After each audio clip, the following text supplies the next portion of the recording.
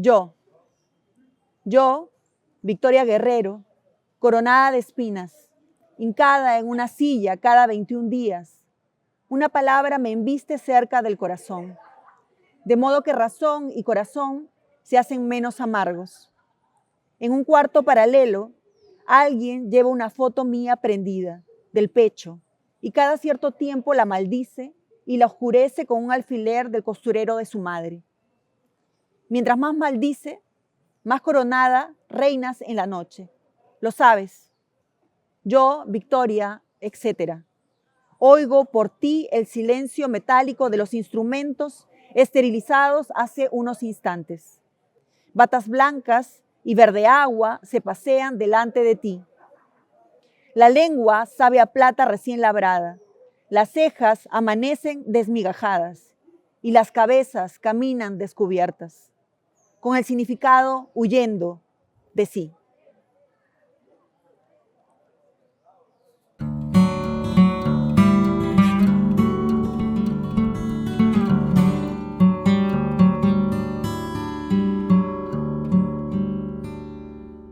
Hola amigos de la Mula, hoy estamos en la danza de las libélulas con el poemario de Victoria Guerrero, La Mujer. El tema que nos convoca hoy es poesía y mujer. Como yo le decía a Marco, creo que no debemos hablar o comentar solamente los dos poemas que ustedes van a poder escuchar más adelante, sino más bien hablar del libro, de su conjunto. Y en ese sentido vamos a decir varias cosas. En primer lugar, el libro, La Mujer, Victoria Guerrero pone la palabra la mujer entre guiones, cosa que nos parece, o a mí como escritora, me parece muy importante que ella haya tomado esa decisión. Otra cosa que me parece clave sobre este libro es la cita inicial. En la cita inicial de Emily Dickinson, ella dice, el agua se aprende por la sed. Y la pregunta que parece hacerse Victoria Guerrero es, ¿y la mujer con qué se aprende? Y parece responder que se aprende esta palabra entendiendo la herida, el dolor, el horror, el ser sobreviviente. Y lo hace a través de sus escritoras tutelares, como son Emily Dickinson, Ana Akhmatova, Magda Portal, también está María Emilia Cornejo, y podríamos citar a otras, ¿no?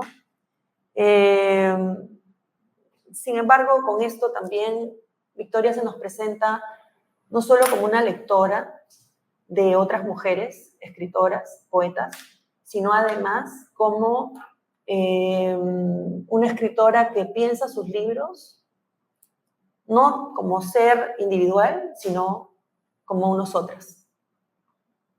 Este poemario inicia con el poema Yo, que van a escuchar más adelante, y hay un momento que me parece relevante. Ella dice, yo, Victoria Guerrero, coronada de espinas, y aquí hay que recordar que Victoria padeció cáncer, vivió con el cáncer, y desde ahí escribe este libro. Ella dice, yo, Victoria Guerrero, coronada de espinas, hincada en una silla cada 21 días, una palabra me embiste cerca del corazón.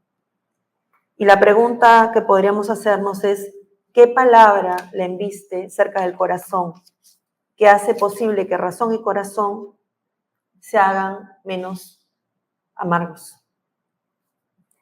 Las escritoras que Victoria retoma en su libro han perdido hijos, perdido esposos, se han casado con fascistas, se han suicidado, pelean por tener la palabra y un lugar, son seres políticos y pueden describir el horror. Se dan cuenta que la guerra no solamente es algo que ocurrió, nos ocurrió a los peruanos, no solamente durante los años de la violencia política, sino además que esa guerra está instalada en nuestros corazones, y lo dice en un poema, ¿no? Se enferma de cáncer, pero se levanta. Y también se desdobla la mujer del más allá y la mujer del más acá. Reconoce que las mujeres están malditas. Justamente por esto que dice Silvia Plath en uno de los poemas. Toda mujer al final se casa con un fascista. También busca trascender el cuerpo. ¿Por qué? Porque ella justamente al vivir una enfermedad como el cáncer, la única forma que una escritora tiene es poder, primero, superar el nombre del cáncer a través de la apropiación de su lengua, de su nombre, de su propia manera de nombrar su enfermedad, pero también a través de la superación de ese cuerpo que está cercano a la muerte. Y lo hace a través de su escritura. Eso es lo que puedo decirles. Muy bien, Teresa. Muy buena introducción, muy buena síntesis. Es al modo de un ensayo o de alguien que quiere hablar sobre Victoria Guerrero y sobre este libro. Creo que has hecho un excelente primer párrafo, como gran periodista que eres, y que sintetiza todo en estas primeras palabras. Entonces, para mí, seguir esto me lleva a una pregunta, ¿no? Y a unas preguntas que yo quisiera poder desarrollar aquí. Yo no soy mujer, no tengo esa condición, no me he construido tampoco como una mujer, como un ser del género femenino. He alternado con mujeres, he tenido madre, hermanas, novias, esposa y actual pareja. Pero esa interacción no me lleva pues a tener esa vivencia, mucho menos. Entonces, ese recorrido que haces tú, ese lugar desde donde habla Victoria, me es fácil reconocerlo, pero en un abstracto de cómo uno puede conectarse con su propio dolor, ¿no? Al hacer psicoanálisis, de algún modo, un ser, en este caso de género masculino, tiene la libertad de poder conectarse con aquellas partes también más femeninas, ¿no es cierto? Y eso es grande, ¿por qué? Porque te enseña a poder reconocer también a tu madre más allá de ese complejo del que habla Freud y que lo tenemos todos, digamos, ¿no? El complejo de Edipo, ¿no? De querer y de pretender y de desear ser el único ser de la madre, ¿no? Entonces, ahí sí nos podemos conectar con ese dolor, ese reconocimiento de que existe una autoridad, que existe un padre y que tú no eres el único, ¿no es cierto? Pero solo desde ahí yo podría conectarme con lo que tú has dicho, ¿no es cierto? Entenderlo a ella desde la herida, ¿no? También son heridas narcisistas, aquellas que yo te podría hablar de ellas respecto a mí, a mi experiencia como ser humano de género masculino, pero más allá no podría yo reconocer. Y entonces a mí, yo te decía antes de empezar, tú tienes muchos más puntos de contacto, mucho más proximidad ¿no? Respecto no solo al arte de escribir con Victoria, ¿no? Sino eres mujer como ella y eres una mujer de una generación más o menos parecida, ¿no es cierto? Y además has sufrido, igual que ella, una enfermedad tan traumática, tan fuerte, tan devastadora como puede ser el cáncer. Una cosa que yo habiéndote leído en Abre el Miedo, es el libro donde tú expresas todo, ¿no? Expresas todo lo que has podido sentir a través de esta enfermedad, todo el recorrido que haces tú en esto.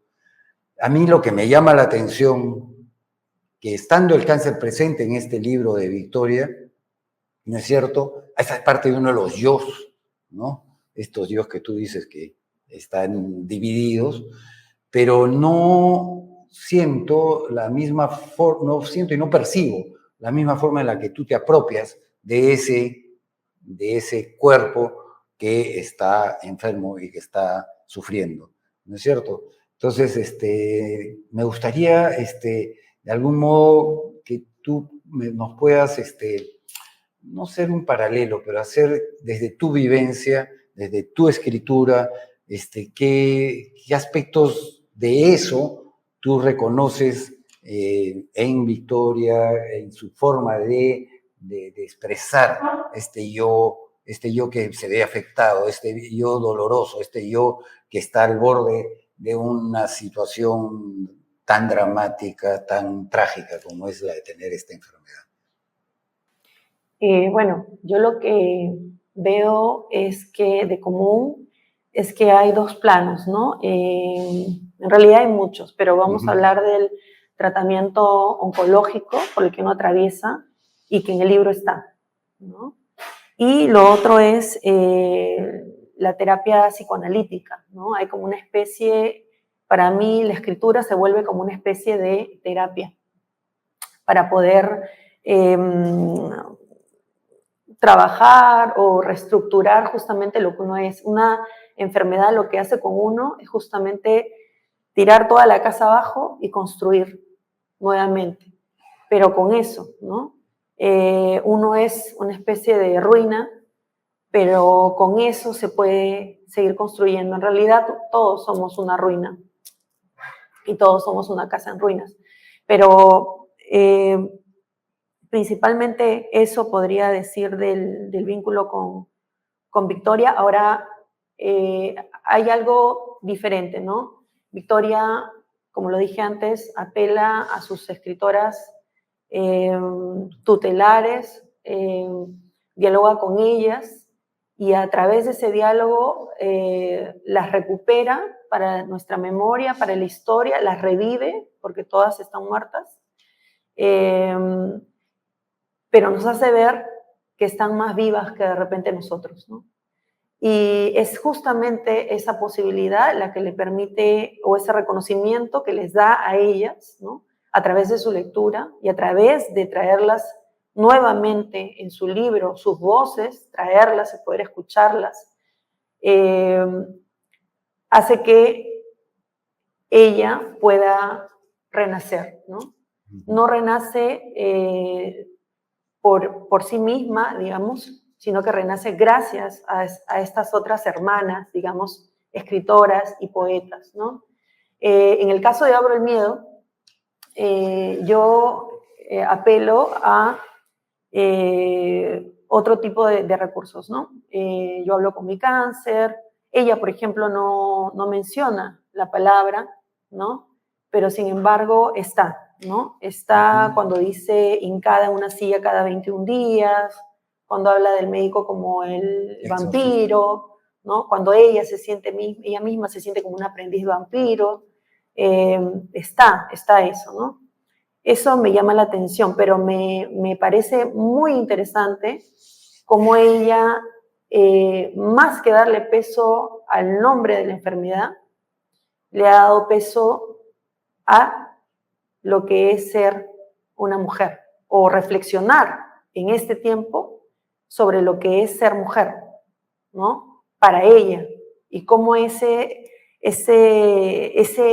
la mujer, ese título del libro, la mujer que está entre guiones, se construye a partir del diálogo con otras mujeres, ¿no? Eso es lo que me parece interesante. Más relevante que hablar de la enfermedad es hablar de la mujer. La mujer sí, como una sobreviviente, la mujer sí, como capaz de contar el horror, la mujer sí, que viene de la herida, pero que es de alguna manera una construcción o una reestructuración de parte de Victoria, ¿no? Que renace gracias a este libro. Entonces el libro, la escritura, para mí se vuelve en ese sentido también una experiencia terapéutica, ¿no?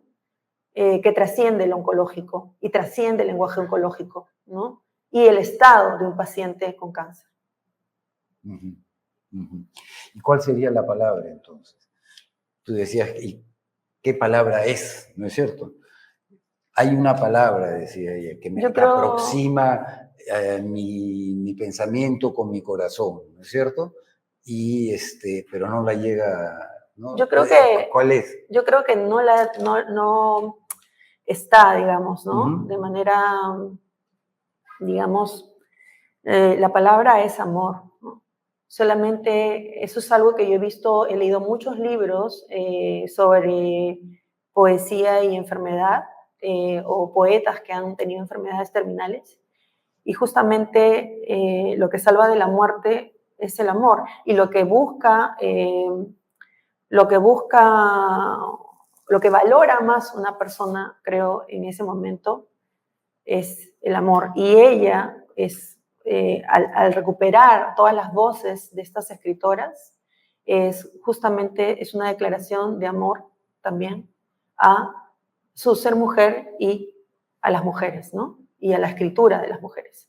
Y al sufrimiento de las mujeres. Sí, y al reconocimiento de la mujer como una antena del dolor, como decía el poeta argentino Claudio Orchubí, pero que no se queda en eso, ¿no? Uh-huh. Sino más bien que se levanta de la cama, como lo hizo Victoria, que chanca la mesa, por decirlo de alguna forma, como lo hace Magda Portal, ¿no? Así es. Con el aprismo, ¿no? Ajá. En varios poemas se termina justamente con esta fuerza, ¿no? Después de haber pasado por todo este diálogo con estas mujeres sufrientes, ella como que se hubiese nutrido cual vampiresa de esa sangre caída, de ese dolor caído, y recupera esa, de decir, yo estoy acá, yo me estoy para vivir, ¿no? Para luchar, para estar... Para aullar. Para aullar, para vivir, ¿no? Entonces, eso sí me parece que es un movimiento, ¿no? Permanente en es algo que es un hilo conductor, ¿no? De todos estos poemas que están aquí y de todos estos diálogos que ella establece, ¿no es cierto? Ahora, hay cosas curiosas, no sé si tú quisieras agregar algo. Sí, algo que tú habías mencionado y que justamente hoy lo hablamos con Victoria Guerrero, porque la llamamos por teléfono, hubiera sido lindo tenerla hoy día. La conversación acá ahora. La conversación, ¿no? Porque sea telefónica, pero justamente estaba la pregunta por JJ, que Marco además, bueno, ustedes no saben, pero Marco tenía un ánimo por saber quién era JJ. Y entonces, nada, tuvimos que hablar con Victoria y Victoria nos reveló el secreto. Así es. Cuéntanos, Marco. Bueno, JJ no es una entidad misteriosa o algo que no ha existido, no. JJ es Juan Javier Salazar. Él es un artista plástico que nos dejó en el 2016, nació más o menos poco antes que yo, en 1955. Y como poeta plástico yo he podido rastrear, lo poco que he podido rastrear, es que ha sido un tipo muy, ha tratado de buscar su conexión con el país permanentemente y ha estado en ese afán, ¿no es cierto?, de, él los 28 de julio creaba algún objeto me acuerdo en el que yo logré ver, era un objeto, era una representación del Perú, ¿no? Con Chile añadido, pero como si fueran una sola unidad. Y iba a los micros, lo mostraba y los trataba de vender al precio del bolsillo de la gente, ¿no es cierto? Y era como una necesidad suya de conexión, ¿no? De conexión con el pueblo, con el sentir del pueblo y con el sentir de una fiesta patria, ¿no? Ahora, él, con ese ímpetu, con esas ganas, con esa aproximación al país, es que se puede ser reconocido. Es un artista plástico que creo que, no me acuerdo de la obra de él, pero... Vamos a verla sí, porque además sí. Los amigos de La Mula sí. Lo grabaron justamente en el micro, vendiendo los perúes sí, a la gente y eso me parece genial. Y me parece genial que Victoria lo haya incorporado en el libro. Pero lo interesante es cómo lo ha incorporado, porque en ese reportaje que le hace La Mula, Juan Javier termina un poco decepcionado, un poco triste, porque pareciera que estos impulsos, estas ganas de comunicarse con el país a partir de lo que él estaba haciendo, de entregarle ese símbolo patrio, no novedoso, original y todo, no encontraba un eco, una respuesta. Entonces ahí está a veces la decepción que puede sentir un artista plástico en este caso, respecto a que sus ideas, sus sentires no hayan eco, ¿no? Y de repente pueden hallar eco mucho más en una ciudad como Bogotá, como en Colombia, y ahí él expresa, él se ha sentido mucho más querido, ¿no? Mucho más acogido. Entonces, eso no quita el tema de un dolor que uno va a experimentar, ¿no es cierto? Queriendo tanto a su patria, queriendo conectarse con ella y no lograrlo. Entonces, nos dejó hace, en 2016, ya esto ha pasado hace 7 años, 6, 7 años, pero lo interesante, lo curioso es que cómo lo recuerda, cómo lo trae Victoria. Entonces, Victoria lo trae en 2 momentos, ¿no?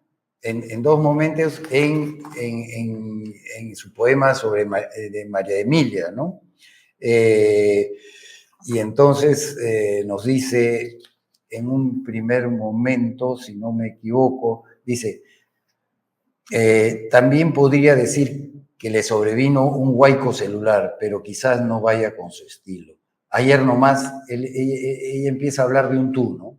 De un otro. Ayer nomás me acordé de JJ y me pareció que tú, primera vez que le habla a un otro, que es masculino, que tú estabas en la parte más alta del cerro con maracas y que yo te pedí que bajaras porque me dan pánico las alturas, ¿no? Entonces él ya está recuperando, ¿no es cierto?, este ser festivo, este ser que tiene ritmo, que tiene un sabor, ¿no? Pero además Victoria lo reconoce, ¿no? Sí. Le da justamente ese lugar. Ese lugar. Es el único varón que aparece, digamos, de manera positiva. Aparece de esta manera y con iniciales. O sea, si yo tuve que ir a preguntar, oye, ¿quién es JJ? Y ahí aparece esta figura, ¿no es cierto?, de este artista plástico, ¿no? Pero lo interesante es que lo ubica, y yo creo que es después de que haya muerto, porque él murió en 2016, y esto creo que ha sido escrito 2019, o entre esas fechas. Entonces ya lo ve, ¿no?, en la parte más alta del cerro con maracas, ¿no es cierto? Y ella ¿no?, le da una sensación de pánico, las alturas, confiesa eso, pero es una imagen, a mí me parece preciosa, alegre, ¿no?, festiva, ¿no?, de esta persona, cómo reconoce en él eso, ¿no?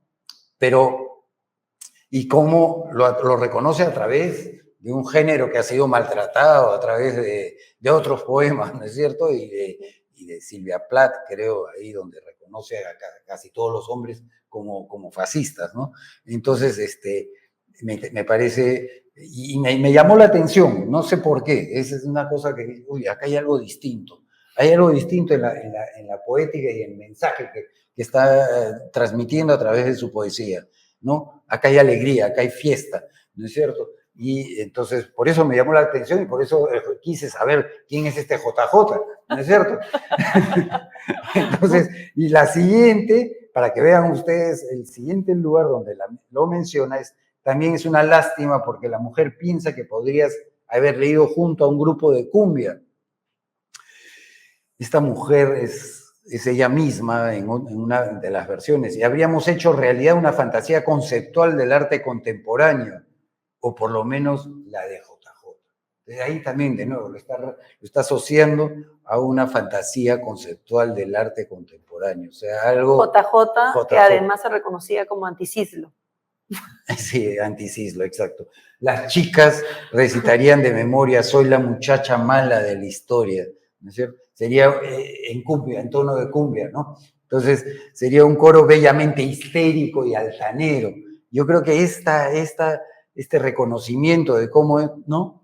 De cómo en este reclamo, ¿no? Este reclamo de la mujer, no puede faltar esta hermosura de la histeria y de la altanería, de esta forma de ser un poco demasiado, no sé, no me viene la palabra, pero demasiado orgullosa, ¿no es cierto?, de una mujer que se empodera, ¿no es cierto?, pero no deja de tener estos componentes histéricos y altaneros, ¿no es cierto? Y la mujer ya no tendría que asistir a terapia online, dice, y tú estarías aquí, ¿no es cierto? Lo vuelve a convocar, a decirle el amor que le tiene ¿no? a través de esta última palabra. Recordarles que ese poema se llama María Emilia, en referencia a la poeta peruana María Emilia Cornejo, que se suicidó. Pero tiene estas dos partes que son... Que sacan del cuadro. Y hay otras partes en la poética de Victoria que sacan el cuadro, sobre todo en el primer, esto para terminar, en el primer poema, que después de haber entendido que hay un diálogo entre razón y corazón, y tú mencionas esa palabra, es el amor, y dice, y acto seguido dice, en cuarto paralelo, alguien lleva una foto mía prendida del pecho y cada cierto tiempo la maldice y la oscurece con un alfiler del costurero de su madre. O sea, acá hay un reconocimiento, ¿no es cierto?, de un mundo paralelo, que todos lo tenemos, ¿no es cierto? Ahí por un lado está esta unidad que buscamos entre corazón y mente, ¿no es cierto?, pero a la vez reconocemos que hay una piedra más profunda. Hay algo frente a lo cual nosotros queremos interpretar nuestro dolor, nuestra situación de postración, ¿no es cierto? Y entonces recurrimos al pensamiento mágico, ¿no? Es decir, aquí hay alguien que ha fabricado un corazón, le está dando punzadas, ¿no? Y me está afectando, ¿no? Que es principio de la magia, ¿no es cierto? Entonces, la ley del contacto, la ley de la extensión. Como bajo esas leyes funciona la magia. ¿No y la cierto? Literatura, además, surge por eso, yo creo, ¿no? Por la falta, el sinsentido de la realidad hace que uno vaya a su imaginación y se libere de alguna forma, si no, ¿qué nos quedaría? ¿No? Lo interesante entonces es que en Victoria, a través creo que de una tocaya tuya, Teresa, que es también poeta, sí. Ledesco. Sí. Cabrera. Teresa Cabrera. Teresa Cabrera logra descubrir, ¿no es cierto?, que también en su poesía está esa parte mágica, esa parte brujeril, si quieres tú, que pueda, ¿no? Que está presente y que ahí está jugando su partido, ¿no? Entre la razón y el corazón se esconde ahí ¿no? Un pensamiento mágico. Bueno, amigos de La Mula, nos despedimos, disculpen La extensión. La extensión, pero es que es un libro que da para muchísimo y nos vemos la próxima temporada. La próxima temporada. Desde acá ya anunciamos que no nos queremos ir de La Mula. Estamos muy contentos y agradecidos.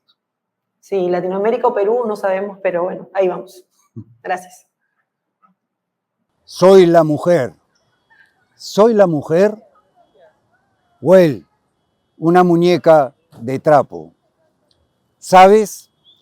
Esta mujer tenía 1 año cuando te suicidaste y hoy su presente son estructuras lingüísticas ininteligibles, conectores que se despeñan y sílabas que se craquelan ante su mirada.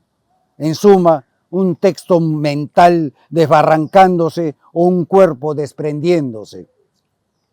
También podría decir que le sobrevino un huaico celular, pero quizás no vaya con su estilo. Ayer nomás me acordé de JJ y me pareció que tú estabas en la parte más alta del cerro con maracas y que yo te pedía que bajaras porque me dan pánico las alturas. ¿Sabes?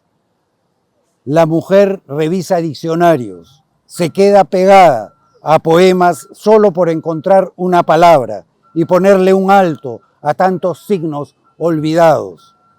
Luego se acuerda de Baudelaire, que caminaba por un bosque de símbolos familiares. Así camina ella, la mujer. He vuelto a los lugares inéditos, donde miedos milenarios pugnan por salir. Así caminas tú, María Emilia.